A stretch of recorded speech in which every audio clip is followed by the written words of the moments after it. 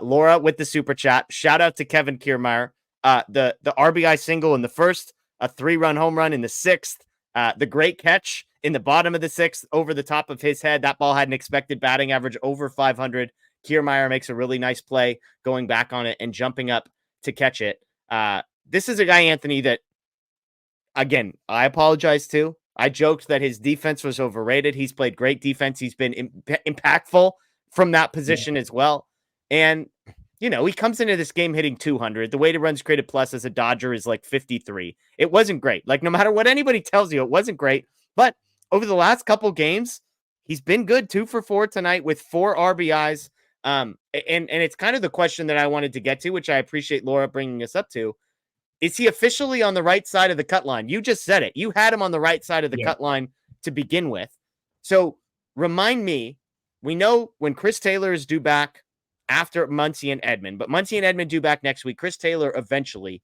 And it felt like we were kind of Jason Hayward, Kevin Kiermaier, maybe Chris Taylor, those 3 guys kind of competing for 2 spots. So do you have Hayward as the odd man out? Is it Chris Taylor who's the odd man out? Like, Andy Pages, I suppose, could be the odd man out. Who do you have on the outside looking in if Kiermaier, which I imagine, if anything, your position is solidified, it has not changed on Kevin Kiermaier? No, it hasn't, but I could see him, the last time we talked about it and I had him on the right side of the line was before the last guys came back, right? And so now I'm starting to think he could end up a casualty of the numbers game. Now, if they feel like Pages is, coming back down to earth a bit and Kiermaier stays hot and he continues to produce, outstanding defensive plays, then they may keep him and Pages might be the guy just because, he can be. But I think aside from that, it's probably Kiermaier. I don't think they would do Hayward before Kiermaier. So sorry. So rewind. So you're saying you actually have Kiermaier on the outside looking in now? When this next time comes, he might be the casualty, and strictly from a numbers game perspective, unless they decide, you know what, we can afford to do without Pages for a while, he'll go down. Yeah. Because I don't think anybody else they would be willing to part with over Kiermaier, even if he might be performing at a higher clip than, like, say, a Jason Hayward. Yeah, I'm with you. I mean, a night like tonight tells me. So let me rewind. I want to correct myself. So you've got the 9 guys that are starters for the Dodgers, right? It's a pretty much a standard: Will Smith, Freddie Freeman, Gavin Lux. I'll say Miguel Rojas, Max Muncy, and then you've got Mookie Betts, Tommy Edman, and Teoscar Hernandez. That's kind of your 9. So you've got 4 bench spots to work with. Of those 4, you've got Austin Barnes locked in. Okay, so we've got 3 bench spots left. I feel like Kike Hernandez is locked in. The way they're talking about him, the way they're using him, sort of how he fits. But let's just say for hypotheticals, you've got 5 guys: Andy Pages, Kike Hernandez, Chris Taylor, Kevin Kiermaier, and Jason Hayward. Of those 5, come playoff time, they're only going to have 3 spots. And they can mess with it. Andy Pages could get optioned to sort of spare some time, buy you some time on this one. But eventually it's going to be those 5 competing for 3 spots. And I keep saying this about Kiermaier, Anthony. I think it's between the Dodgers are going to have to figure out who they want in the lineup / the field more. Is it Miguel Rojas or is it Kevin Kiermaier? Because I'm beginning to think between those 2, they're going to have to choose one. And I think the safest bet all along has been Rojas because A, he gives you the elite defense at shortstop, which you could probably make a case is a more important spot to have elite defense than center field, although center field is close. And secondly, pretty clearly, Miguel Rojas's bat has been more valuable than Kevin Kiermaier's, even over the last week. He's gotten some big hits, had an RBI single today, had an RBI hit the other day as well. And so my thing all along has been, if Rojas is starting and Edman's going to be every day, as far as I'm concerned, in center field, then for a guy like Kiermaier, what's his role? Like, he's not going to be a defensive replacement necessarily because Edman is above average, presumably in center field. And if he's hitting even at a league average clip as expected, they're not going to take him out of the game for a quote unquote slight defensive upgrade. Kiermaier's definitely not going to be a bat that you want off the bench. It's not like he has elite speed where you're taking him as like a pinch running guy late in games. And so with all those factors in mind, I think the thing working against Kiermaier almost has nothing to do with his performance and everything to do with just the roster construction as it is. Yeah, it's like I said, numbers game. Now, if he can hang on for 2 more weeks, is this a different conversation come Yeah. September? I 'Cause, yeah. rosters expand to I think it's 28 guys. Yeah. So maybe he can stay if this decision doesn't have to be made for the next couple of weeks. That might be pushing the time limit for him. But I think if they can do that, then he might be saved there. But yeah, I'm with you. I think Rojas is the more valuable player.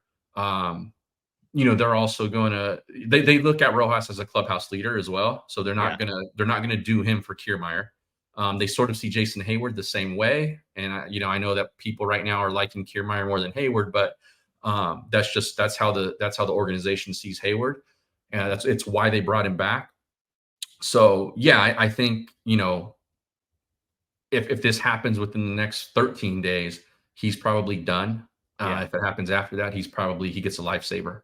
Yeah. And I think there's a role for him sort of between now and the end of the season. I think what's going to be interesting is whether or not he survives sort of into the postseason, so to speak. And again, Yeah, yeah, to yeah. correct something, I said he's not the pinch runner. He has speed, 85th percentile in speed. I just don't think, given like who's he going to be pinch running for, I just don't see them using a roster spot on that, given like whose spot is he going to take on first base or on second base in sort of a big moment. And are you really going to use a roster spot on that? And part of it for me, if I'm being honest, just comes down to like Andy Pages. I think Andy Pages offensively, I would rather have that bat on the bench than I would Kevin Kiermaier's glove Yeah. on the bench. Because again, I think if Rojas is starting in Edmonton center field, that Kiermaier's on the bench. And if he's on the bench, you've just taken away the single greatest asset that he has, which is his glove, is basically useless as long as it's sitting on the bench. Yeah, Versus because the guy Edmund whose doesn't biggest need a asset. defensive replacement. Yeah, exactly. Yeah. Exactly. And this could all change. If Edmund stinks when he comes back up and is hitting, basically like Kevin Kiermaier was, then it's a totally different conversation. I'm just speculating from where we are now. So just to recap real quick. He may I've make got this Barnes. decision easy too. Like What's that? let's not get too carried away yet. Like Kiermaier may make this decision easy in the next 7 days or so. Totally. Totally. So I've got Barnes on the playoff roster. I've got Kike Hernandez on the playoff roster. I think Chris Taylor's going to be on the playoff roster Yeah. because of the big moments, because of the big Yep. hits. And I think Andy Pages is the fourth guy for me. So I've got Kiermaier and Hayward as guys on the outside looking in if all things sort of remain equal and move forward. Who do you have? Do you have Kiermaier and Hayward on the outside looking in that group as well? Or does one of those guys grab Chris Taylor or even Andy Pages' spot? For the playoffs, you're talking about for the playoffs Yeah. strictly? Yeah, I think they're both off. Yeah. Kiermaier possibly before they get there, and Hayward just off of the playoff roster, I think. Because they're not giving the roster spots away for Kike and Chris Taylor. They're just not. And my bold prediction a while back was that Chris Taylor would be starting game one of whatever playoff series they're in.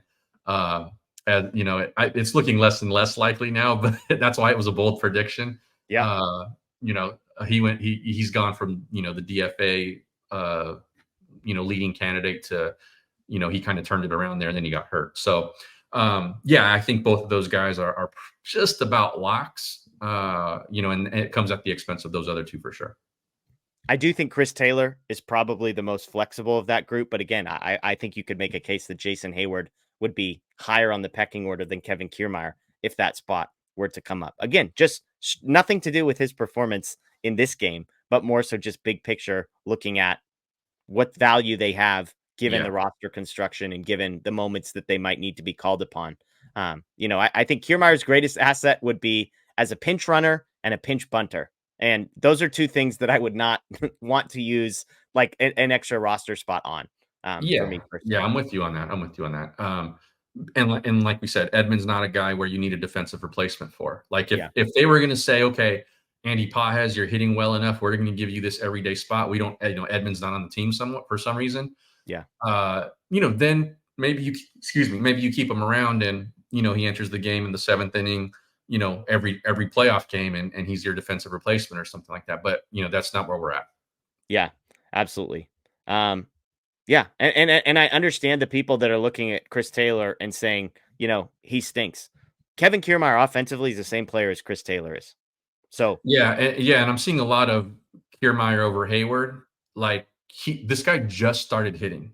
yeah, Like there's a he was lot of hitting recency 200 coming bias into here. tonight. A lot of recency bias here. And I know Hayward hasn't really performed this season, especially not like he did last year.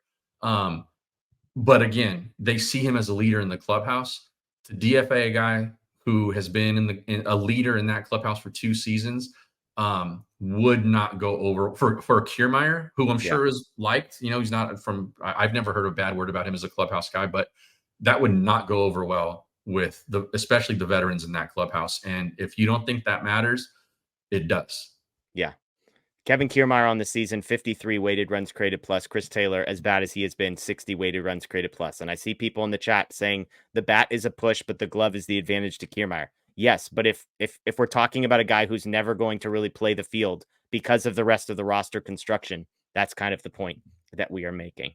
And we're also saying Hayward's not on the playoff roster. He's on the Yeah. team. He's not on the playoff roster. Yeah, Taylor's the guy I think people are the most irritated with Sure. that we have ahead of Kiermaier. But again, recency bias, right? Because when Yeah. he got hurt, people were loving Chris Taylor for the most part. Like he had come back into everybody's good graces, and Kevin Kiermaier for like 4 days now has been pretty decent with the bat, and Yeah. everyone's going, he should be in the playoffs, like with the Dodgers. Like, I mean, Yeah. that's a lot of recency bias here. Because, like I said, the next week he can make this decision easy. Yep, absolutely. Super chat here from John. Kiermaier has World Series experience, hit a home run against Kershaw in the 2020 World Series. Dodgers lose today. No way Andy Pages makes that catch. Agreed. Agreed. I saw people saying nobody is defending Andy Pages' defense in center field. I mean, if there's one thing you want to stack hands with every single Dodgers fan in the world about, it's Andy Pages in center field. Like, if you want to just get everybody on the same page, unity for like 30 seconds, let's talk Andy Pages in center field. There's not a single person in the world that's fired up about that idea. That's like, you know what? I'm going to defend Andy Pages in center field. No, nobody wants him there. They want him in the corners. They want him hitting, and that's about it. Kiermaier, like, he wins this game today twice with his bat and once with his glove. So he's absolutely kudos to him. For the performance there tonight. So John, we appreciate the super chat. Yeah, and I see some people saying like, go with the hot hand, and there's 7 more weeks left in the regular season. Yeah, absolutely.